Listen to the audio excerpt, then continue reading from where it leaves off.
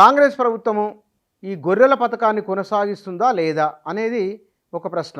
ఎందుకు వచ్చింది ఇది అంటే, వారు ఎన్నికల మేనిఫెస్టోలో చెప్పిన విషయాల్లో మంచిగా ఉన్న వాటిని కొనసాగిస్తాము, బాగలేని వాటిని సమీక్షిస్తాము అనే ఒక ధోరణి కూడా అందులో ఉన్నది. ఇక్కడ మరి గొర్రెల పథకం తెలంగాణలో కొనసాగుతుందా లేదా? గత ప్రభుత్వం సుమారుగా 4 లక్షల మందికి గొర్రెల పంపిణీ చేసింది. ఇంకా సుమారుగా 3.5 లక్షల మంది వరకు చేయవలసి ఉన్నది రెండో విడత. ఇక్కడ ప్రభుత్వం మారిపోయింది, అక్కడికి ఆగిపోయింది. తెలంగాణలో 2 గుణాత్మకమైన మార్పులు కనబడినాయి. ఒకటి గొర్రెల ఉత్పత్తి పెరగడము, 2 మత్స్య పరిశ్రమ పెరగడం. ఈ రెండింటి ద్వారా తెలంగాణ నుంచి ఎగుమతి అవుతున్న గొర్రెలు, చేపలు గడిచిన 4-5 ఏళ్ల కాలంలో ఇంతకు పూర్వం లేని విధంగా సరికొత్త రికార్డును క్రియేట్ చేసినాయి.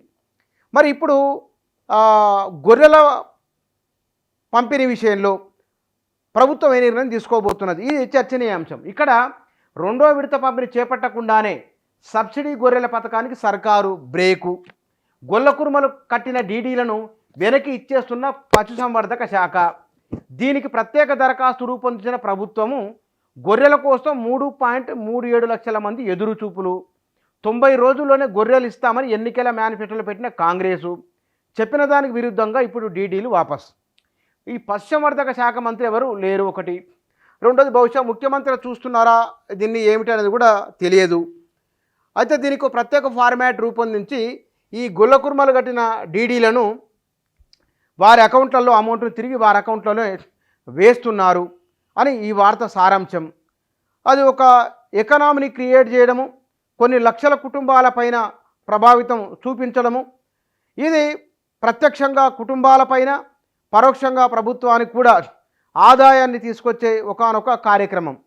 మరి ఇందులో ఒకవేళ పశుసంవర్ధక శాఖ అధికారులే ఆ డీడీలను వెనక్కి ఇచ్చేస్తున్నారా, లేదా ప్రభుత్వమే ఈ విషయంలో ఒక నిర్ణయం విధానపరంగా నిర్ణయం తీసుకున్నదా, ఆ విషయాలేమీ క్లారిటీ లేదు.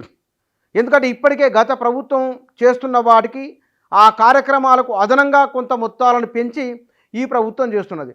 ఉదాహరణకు వారు రైతు బంధు అన్నారు, వీరు రైతు భరోసా అన్నారు, నిధులు పెంచారు.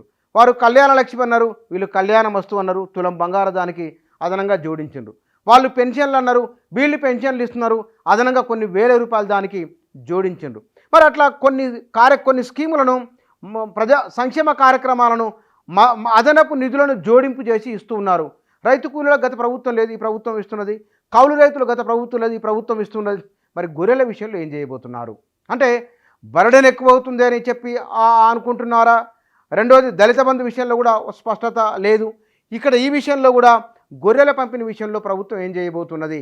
లక్షలాది గొల్ల కుర్మ కుటుంబాలు దీనికోసం ఎదురు చూస్తూ ఉన్నాయి. ఈ విషయంలో ప్రభుత్వము వెంటనే తన స్పందనను తెలియజేయాలి. ఎందుకంటే కొన్ని లక్షల మందికి వచ్చిన తర్వాత మరింత మందికి రాకుంటే కనుక ఒకరిని చూసి ఒకరికి, వారిలో వారికి కొంత రాని వారికి, ఆశతో ఎదురు చూసే వారికి ఆశలపైన నీళ్లు చల్లినట్లు అవుతుంది. కాబట్టి ఇదే స్కీమ్ను మరో పేరుతోని మరో రూపంలో ఏమన్నా ప్రభుత్వం ఇవ్వబోతున్నది, ఇస్తే ఎట్లా ఇస్తుంది ఏమిటి అనే విషయంలో స్పష్టత ఇవ్వాల్సిన అవసరం ఉన్నది.